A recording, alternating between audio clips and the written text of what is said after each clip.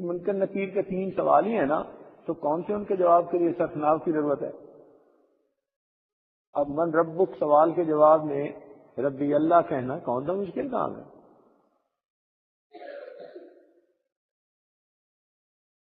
ما دینک کے جواب میں کہہ دینا کہ میرا دین اسلام ہے، یہ کون سا مشکل کام ہے؟ تو معلوم ہوا کہ یہ انسان کب کہہ سکے گا جب زندگی میں عمل اس کے مطابق ہو۔ زبانی کلامی باتیں وہاں نہیں چل رہی۔ تو آج ہم دیکھیں کہ زندگی کا رخ کیسا ہے، کیا ترتیب ہے، اس کے مطابق معاملہ ہے۔ حدیث پاک میں آتا ہے جو انسان باقاعدگی سے مسواک کرتا ہو اس کی برکت سے اللہ تعالیٰ موت کے وقت اس کو ملک الموت کو بھیجتے ہیں، اور ملک الموت اس وقت 2 کام کرتا ہے۔ ایک تو شیطان کو مار کر اس سے دور بھگا دیتا ہے، بھائی دفعہ چل یہاں سے، اور اس بندے کو یاد دلا دیتا ہے کہ تیرا وقت قریب ہے، کلمہ پڑھ۔ خود ملک الموت ہی آ کر کلمہ یاد دلائے، سبحان اللہ، یہ کتنی بڑی بات ہے۔ توحید-سنت.com کتنی اعلیٰ بات ہے۔ اس لیے ہمارے مشائخ کو اپنے آخری وقت کا بڑا خوف رہا کرتا تھا، دعائیں مانگتے رہتے تھے، اے اللہ موت کے وقت کلمہ عطا کر دینا۔ من کان آخر کلامہ لا الہ الا اللہ دخل الجنہ۔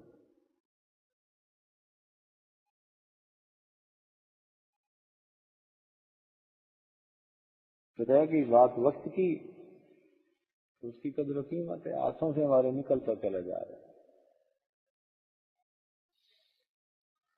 وقت ہاتھوں سے نکل گیا تو بس ہمارے پاس پھر کچھ نہیں رہا۔ انسان سمجھتا ہے وقت گزر رہا ہے، وقت گزر رہا ہے، وقت گزر رہا ہے۔ ایک وقت آتا ہے کہ پتہ چلتا ہے وقت میں کیا گزرنا تھا، میں خود ہی دنیا سے گزر گیا۔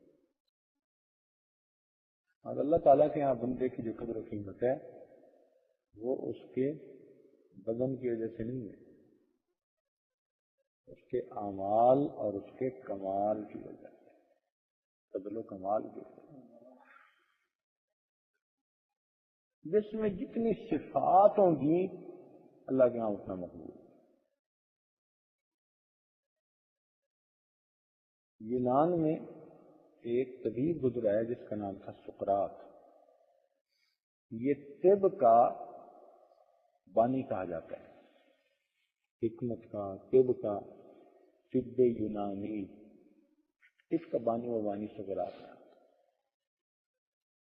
اس بیچارے کا کام تھا کہ صبح گھر سے نکلتا، سارا دن جنگل میں پھرتا، اس بوٹی کو سونگھتا، اس کی خوشبو کیسی، کبھی کسی بوٹی کو چکھتا، کبھی کسی بوٹی کا اندازہ لگاتا۔ جڑی بوٹیوں کے ذریعے سے اس نے علاج کرنا شروع کیا انسانوں کا۔ اللہ تعالیٰ کی شان، جڑی بوٹیوں میں اللہ نے شفا رکھی۔ اور آج کل کے سائنسی دور میں تو ہربل میڈیسن ماشاءاللہ زیادہ مہنگی بکتی ہیں۔ پہلے ڈسپینسری یا میڈیکل سٹور پہ جاتے تھے تو سب ایلوپیتھک کی دوائیاں ہوتی تھی، آج جاؤ تو آدھی تقریباً جو ہے وہ ہربل میڈیسن،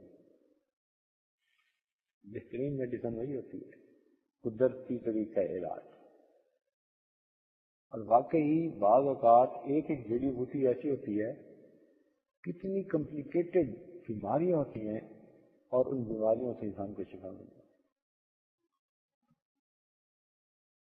ہم ایک مرتبہ جنگل میں گئے ساؤتھ افریقہ کے، تو ہمیں وہاں جو میزبان تھے انہوں نے بتایا کہ جی تھوڑے دن پہلے ہمارے ساتھ امام الحرمین تشریف لائے ہوئے تھے، شیخ سدیس اور شیخ شرین۔ تو ان کو ہم نے جنگل دکھایا، انہوں نے بھی اللہ کی قدرت کی نشانیاں دیکھی۔